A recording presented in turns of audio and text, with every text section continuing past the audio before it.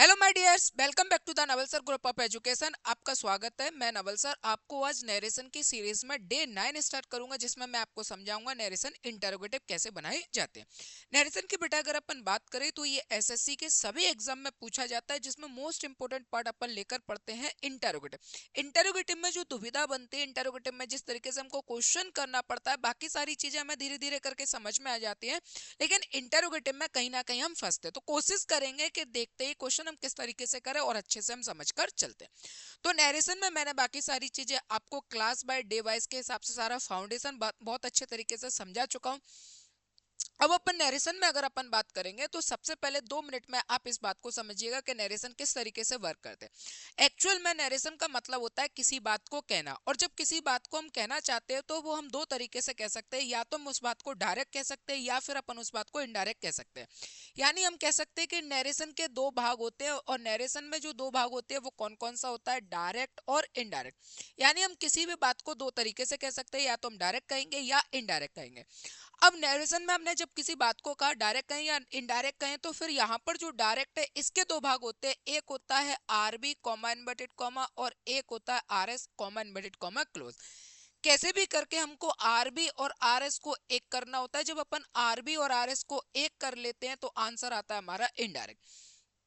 Mainly बात यह है कि जब अपन आरबी और आरएस को एक करते हैं तो वो ऐसे एक नहीं होता है। इसके लिए कई सारे रूल्स लगते हैं। सबसे पहले अपन को आरबी और आरएस को समझना पड़ता है, फिर टेंस चेंज करना पड़ता है, प्रोनाउन चेंज करना पड़ता है।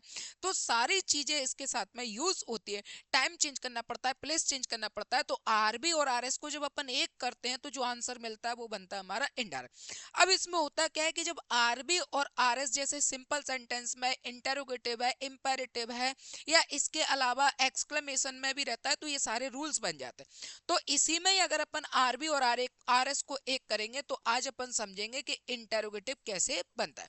यानी अगर अपन को आरबी और आरएस एक करना है और सेंटेंस अगर इंटेरोगेटिव है तो वो किस तरीके से वर्क करता है, ये अपन समझेंगे। सबसे पहले अगर अपन बात करें तो सबसे पहले अपन देखेंगे कि इंटेरोगेटिव में देखो, जैसे अपन ने कहा सेंटेंस इंटेरोगेटिव, ठीक है।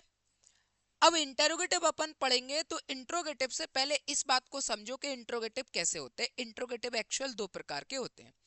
एक होता है इंट्रोगेटिव या इंटेरोगेटिव। एक तो पहले ही अपन कहते हैं कि इंटेरोगेटिव, और एक को अपन कहते हैं डबल इंटेरोगेटिव। इसको अपन क्या कहते हैं, डबल इंटेरोगेटिव। या अपन डबल इंटेरोगेटिव नहीं कहते हैं तो कई बार इसको ये भी कहा जाता है डब्ल्यू एच वर्ड। इसको क्या भी कहेंगे अपन, डब्ल्यू एच वर्ड। दोनों नाम से जाना जाता है, बहरहाल एक ही चीज होती है। अगर अपन इंटेरोगेटिव की बात करेंगे तो इसमें हेल्पिंग वर्ब पहले होती है, फिर अपन सब्जेक्ट लिखते हैं, फिर इसके बाद जैसा टेंस वैसी वर्ब, और लास्ट में ऑब्जेक्ट और क्वेश्चन मार्क। वहीं अगर अपन डबल इंटेरोगेटिव में बात करें तो इसमें क्या रहता है, पहले जैसे मैंने यहां पर सेंटेंस लिखा हेल्पिंग वर्ब, ये लिखा मैंने हेल्पिंग वर्ब, फिर यहां पर मैंने लिखा सब्जेक्ट, और फिर इसके बाद जैसा टेंस वैसी वर्ब, और फिर ऑब्जेक्ट, और लास्ट में रहता है क्वेश्चन मार्क। आप कहेंगे कि सर ये दोनों तो एक जैसे लग रहे हैं, यहाँ पर भी हेल्पिंग वर्ब से स्टार्ट हुआ और यहाँ पर भी हेल्पिंग वर्ब से स्टार्ट हुआ है, फिर दोनों में डिफरेंस क्या है। एक्चुअल में अगर मैं पहले ही लिख देता तो मैं आपको डिफरेंस नहीं बता पाता। आपको इंटेरोगेटिव और इंटेरोगेटिव तो पता रहता ही है कि इंटेरोगेटिव डबल इंटेरोगेटिव। मैं दोनों के बीच में डिफरेंस लाना चाहता हूँ, तो मैंने यहाँ पर जो लिखा है हेल्पिंग वर्ब सब्जेक्ट फिर वर्ब फिर ऑब्जेक्ट लास्ट में क्वेश्चन मार्क। यहाँ पर बात करेंगे तो helping verb subject verb object फिर लास्ट में क्वेश्चन। फिर इसको डबल इंटेरोगेटिव क्यों कहते हैं। ये तो हो गया इंटेरोगेटिव। अब ये इंटेरोगेटिव हो गया। डबल का मतलब अपन क्या कहेंगे, दो। जो 2 डिजिट होती है उसको अपन डबल कहते हैं ना। तो यहां अगर अपन ये जो लिखा हुआ है टू, इसको क्या कहेंगे, टू। और टू को ही अपन क्या भी कह देते हैं, डबल कह देते हैं कि नहीं कह देते अपन अपनी बोलचाल की भाषा में डबल कह देते हैं। डबल का मतलब कितने हो गए, 2।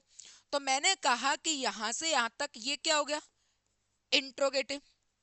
ये तो इंटेरोगेटिव होता ही होता है, ये तो क्या है, इंटेरोगेटिव होता ही होता है।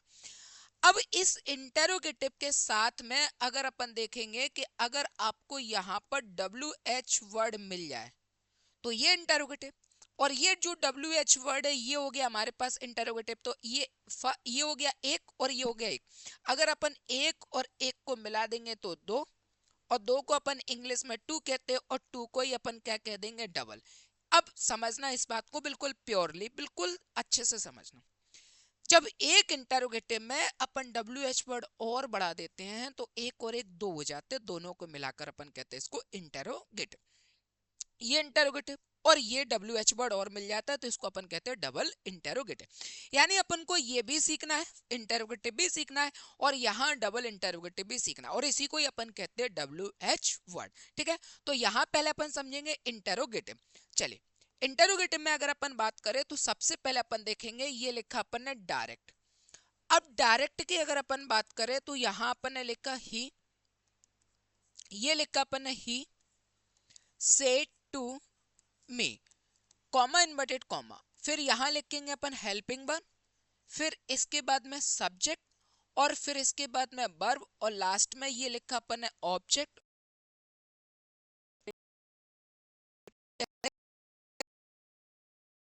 अब अपन यहां तो ये लिखा अपन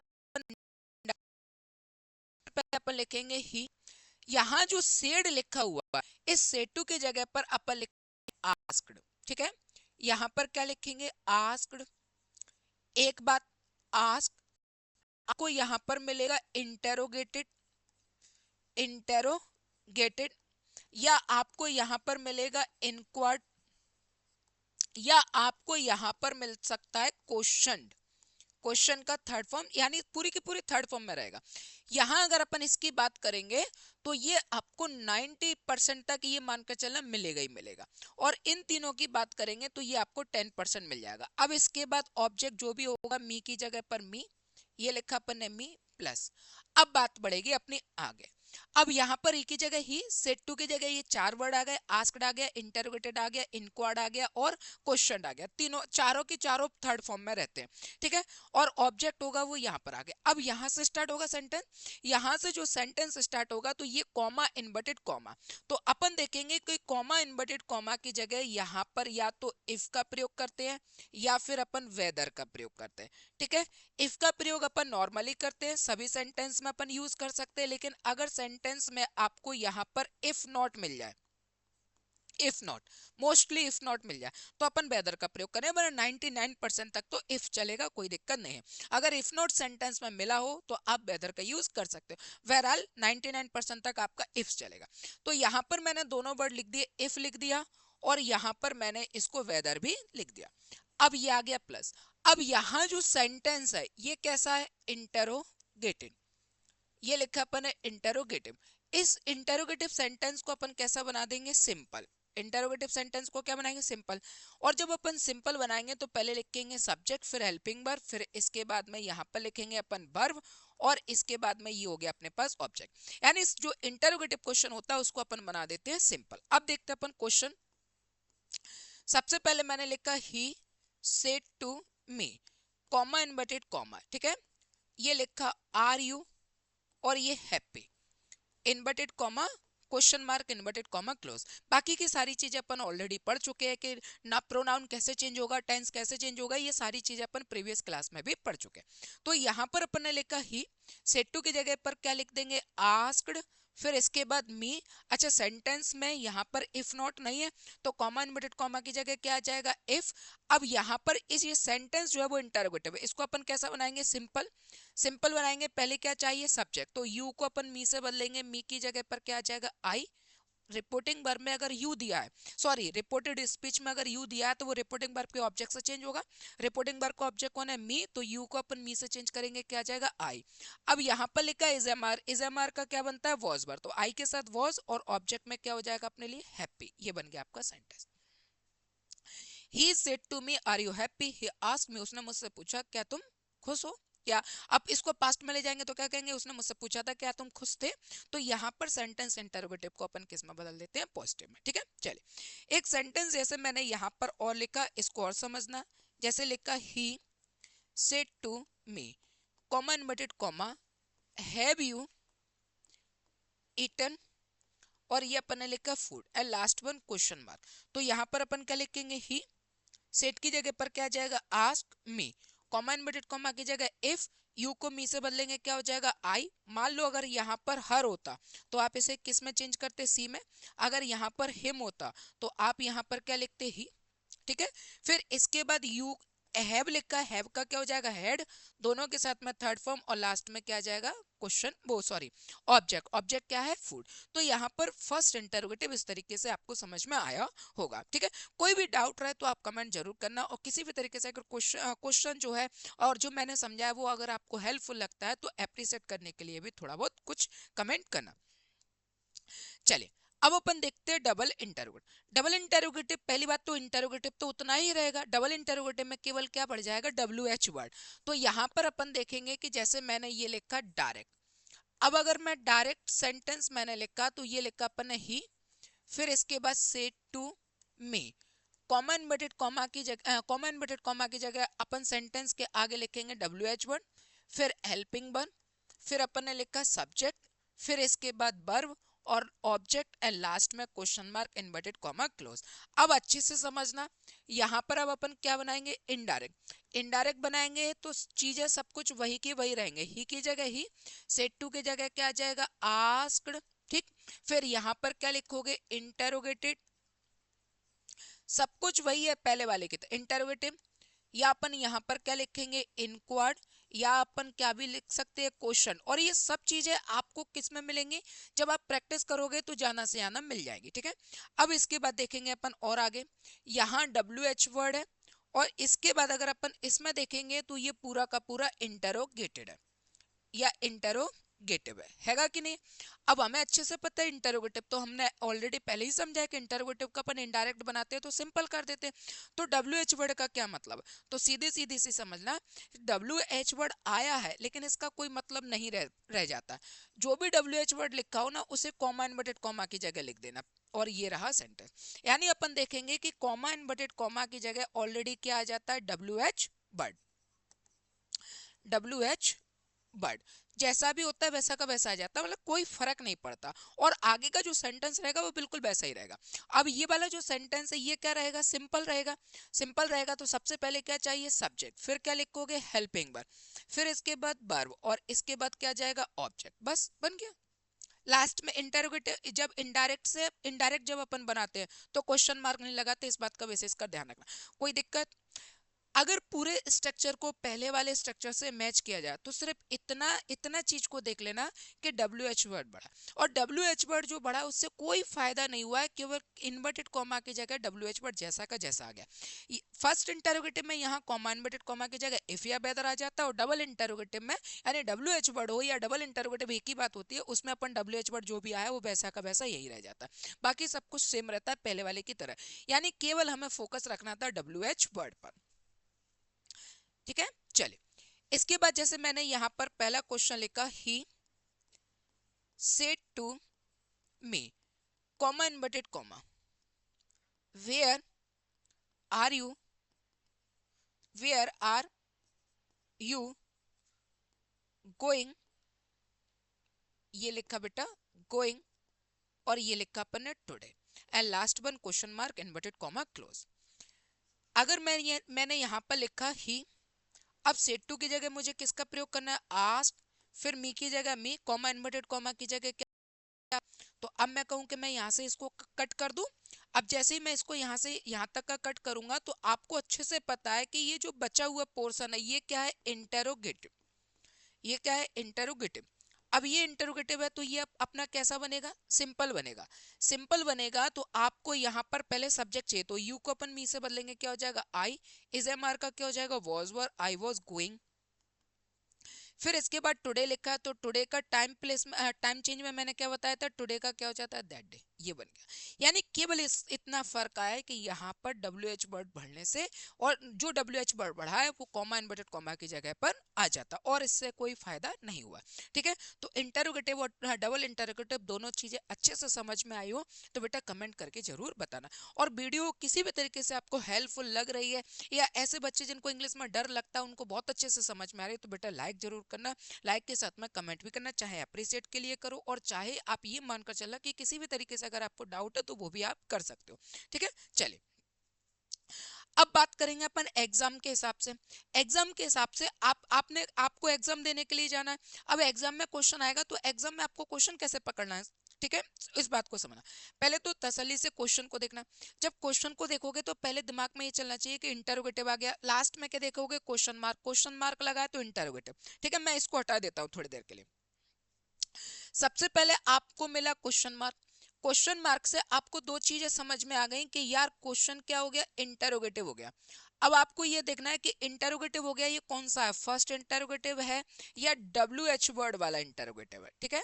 डब्ल्यू एच WH वर्ड यानी WH वर्ड वाला इंटरोगेटिव है, इसी को ही मैं क्या कहता हूं, डबल इंटरोगेटिव। आपको केवल ये दिमाग लगाना, बाद बाकी दोनों चीजों में स्ट्रक्चर सेम है। आपको सबसे पहले क्या देखना है, आपको सबसे पहले निगाह दौड़ानी है कि क्वेश्चन मार्क लगा है तो इंटरोगेटिव हो गया। अब क्वेश्चन मार्क लगा है, इंटरोगेटिव हो गया, तो फर्स्ट है या सेकंड है, फर्स्ट है, ठीक है। तो आपने देखना है कॉमा इनवर्टेड कॉमा की जगह इफ या वेदर। और डबल इंटरोगेटिव है तो आपको देखना है WH वर्ड। इन दोनों के अलावा बात बाकी तो आपको पता ही है, सबको सेम ही रहने वाला है, ठीक है। नाउन आप पढ़ चुके, बेसिक आप क्लास ले चुके हो, इसके अलावा प्रोनाउन की आपकी हो चुकी है, टेंस की आपकी हो चुकी है, मॉडल वर्ब की आप पढ़ चुके हो, इसके अलावा टाइम टाइम चेंज वाली भी मैंने क्लास पढ़ा दी है, प्लेस चेंज वाली भी मैंने क्लास पढ़ा। अब एक सेंटेंस में ये सभी चीजें आ जाती है तो सभी चीजें चेंज होंगी, तो उसके लिए मैंने एक एक क्लास सेपरेट आपको पढ़ाई हुई है। तो आप पहले क्वेश्चन मार्क देखो, फिर इंटरोगेटिव देखो, इंटरोगेटिव में ये कॉमन सी चीज पकड़ ला, और बात बाकी तो सारी चीजें है ही है कि आस्क्ड आएगा कि क्या आएगा, ठीक है। ये सारी मान आप देखो क्वेश्चन करेंगे, मान लीजिए क्वेश्चन जो है ऑलरेडी एग्जाम में आया हुआ है और आपको करना है। आपने देखा Raghav said to Meena comma inverted comma are you upset with me, और यहाँ पर आपने देखा कि इंटरोगेटिव होगा, क्वेश्चन मार्क लगा इंटरोगेटिव। अब आप इंटरोगेटिव के बाद दूसरा दिमाग ये लगाओ कि ये फर्स्ट है या सेकंड है। हेल्पिंग वर्ब से स्टार्ट हुआ है तो फर्स्ट है, WH वर्ड लगा तो सेकंड है। अगर ये हेल्पिंग वर्ब से स्टार्ट हुआ है तो आप सेंटेंस में ये देखो कि कॉमा इनवर्टेड कॉमा की जगह इफ आएगा। तो आपने देखा कि 3 में इफ है, इसमें वाई है, ये हट गया। अब 3 में है तो यहां पर अपन देखेंगे सेट। सेट की जगह अपन किसका प्रयोग करते हैं, आस्क, ठीक है। आस्क तीनों में ही है। फिर आप यू को मीरा से बोलोगे क्या हो जाएगा सी, और इजमर का क्या हो जाएगा वॉज वर, तो ये लिखा अपन ने वॉज वर। आप उठाओ वॉज वर कहाँ है, ये वॉज और सी सभी में है, ठीक है। Meera if she was upset with, और यहाँ पर देखो अब अपन आ जाएंगे मी से। तो मी किससे चेंज होगा, रिपोर्टिंग वर्ब के सब्जेक्ट से। सब्जेक्ट क्या है, राघव, राघव कौन हो गया ही, तो ही का ऑब्जेक्ट क्या हो जाएगा हिम, ठीक है। तो यहाँ पर देखो हर है, ये हट गया, ये हिम है और ये मी है, ये हट गया, आंसर हो गया हमारे पास हिम वाला, तो ये हो गया हमारा आंसर। अब जो आंसर हिम की वजह से आया, ये प्रोनाउन में मैंने आपको बहुत अच्छे से समझाया हुआ, ठीक है। चलिए अगला क्वेश्चन देखें। अगला क्वेश्चन अगर अपन देखें तो अगला क्वेश्चन लिखा है why didn't you put on the bricks. तो आपने देखा यहाँ पर क्या गया वाई, तो कॉमन इनवर्टेड कॉमा की जगह वाई आना है, सीधा सीधा सा आप समझना। सबसे पहले सेट की जगह पर आस्क, तो ये टोल्ड है, हट गया, ठीक है। डिडंट है तो ये आंसर किस में बनेगा, हैड नॉट प्लस वर्ब की थर्ड फॉर्म। आप उठाओ हैड नॉट प्लस वर्ब की थर्ड फॉर्म, तो यहाँ पर डिड है, ये हट गया, ये हैड और ये हैड, ठीक है। अब अपन दोनों में मैच करेंगे तो कॉमा इनवर्टेड कॉमा की जगह अपन ने WH वर्ड लिखना है तो साथ में दैट आ जाएगा, तो ये हट गया, आंसर हो गया हमारे पास फर्स्ट वाला। एक चीज और समझना, जब भी इंटरोगेटिव होगा, डबल इंटरोगेटिव हो या फर्स्ट इंटरोगेटिव, उसके साथ में कभी भी दैट नहीं आता, वो सिर्फ सिंपल के साथ में आता है, इसके साथ में दैट का यूज नहीं करेंगे, ठीक है। अगला क्वेश्चन लिखा है कैन यू सॉल्व दिस सम। तो यहाँ पर देखो सबसे पहले उठाओ कैन। तो आपको अच्छे से पता है कि जो कैन लिखा है, कैन का क्या होता है, कुड होता है। आप कैन का कुड पकड़ लो, यहाँ कुड है, यहाँ पर कुड है, यहाँ पर कुड है, यहाँ पर कुड है, चारों में हो गया। फिर आपने देखा दिस, और दिस का क्या होता है, दैट होता है। तो आप उठाओ दिस और ये दोनों हट गए, ये दोनों बचे। अब दोनों में अपन देखेंगे, Nandita ask Nitin if he, यहाँ पर इफ के बाद सब्जेक्ट आना चाहिए, डायरेक्ट मॉडल वर्ब दे रहा है, तो ये हट गया, आंसर हो गया हमारे पास फोर्थ वाला। तो ये छोटी छोटी चीजें ही आपको आपके एग्जाम तक पहुंचाएंगी, ठीक है। बेटा नरेशन में एक बात अच्छे से समझ लेना, आप सोचो कि नरेशन में केवल ये लिखकर आ जाए कि ये क्वेश्चन केवल इंटरोगेटिव रूल से होगा, या ये सिंपल से होगा, ये एक्सक्लेमेशन से होगा, या ये यूनिवर्सल है, हैबिचुअल फैक्ट है, ऐसा नहीं होता। वो एक सेंटेंस दे देगा और एक सेंटेंस में आपको सभी चीजें यूज करना पड़ती है। इसीलिए थोड़ा अपन कह सकते हैं कि जो नरेशन का टॉपिक है वो एडवांस हो जाता है, और कुछ नहीं, आपको कभी एक जैसा नहीं मिलने वाला। अगला question where is the post office, comma inverted comma की जगह वेयर का वेयर रहेगा। देखो वेयर है लेकिन दैट भी साथ में ये हट गया, ये वेयर वेयर है, ये वेयर है और यहाँ पर वेयर है, ठीक है। अब इसके बाद में इसका क्या हो जाएगा, वॉज वर, तो आप उठाओ वॉज वर कहाँ है, was the post office was, ठीक है। आप देखें ये क्या हो गया हमारे पास सब्जेक्ट, सेंटेंस सिंपल करोगे तो पहले सब्जेक्ट आएगा द पोस्ट ऑफिस, ये तो हट ही गया, ये वेयर है और फिर इसके बाद ये तो ये हट गया, where the post office was और where the post office was, तो यहाँ पर ये आस्क्ड है, ये वांटेड है, ये हट गया, आंसर हो गया हमारे पास फोर्थ वाला, ठीक है। सारे रूल्स आपको एक एक तरीके से यूज करना पड़ते हैं। अगला लिखा will you go to Agra, तो बिल का यहाँ पर वुड होगा, तो वुड वुड और ये वुड, तो ये हट गया। इसके बाद में अपन देखेंगे आस्क हिम वेदर, वेदर में दिया है, यू को हिम से बदलेंगे, आंसर क्या आ जाएगा ही, तो आई और ये यू और ये ही, तो ये दोनों हट गए, आंसर हो गया हमारे पास सेकंड वाला, ठीक है। अगला क्वेश्चन अगला लिखा है will you go to Delhi, तो विल का क्या हो जाएगा वुड, आप बिल का वुड उठाओ सबसे पहले, ये विल है, ये वुड है, ये वुड है, ये वुड है, तो ये हट गया। अब इसमें देखेंगे ये सेट टू है, तो ये हट गया, दोनों में मैच करेंगे तो टू नहीं आएगा, सिर्फ आस्क्ड आएगा, आंसर हो गया हमारे पास थर्ड में। बहुत बेसिक सी चीजें आप पढ़ते चलोगे, आंसर आपका आता चला जाएगा, और प्रैक्टिस करिए मजबूती तरीके से। अगला लिखा will you go to Agra tomorrow, इस क्वेश्चन का आंसर आप लोग कमेंट बॉक्स में बताइएगा क्या रहेगा, थोड़े मेरे समझाने के बाद आपको भी प्रैक्टिस करना बहुत ज्यादा जरूरी है, इसका क्वेश्चन आप लोग बताना। अगला लिखा है she said you can leave the books here, इस क्वेश्चन का भी आप लोग अपनी जिम्मेदारी से कमेंट बॉक्स में आंसर बताएंगे कि सर 7 6 और 7 नंबर का आंसर ये रहा था, ठीक है। चलिए इसका इसका चलिए मैं बता देता हूँ, वॉट क्या है, वॉट का वॉट ही रहेगा, तो तीनों में ही है वॉट, आज का ये सब कुछ है।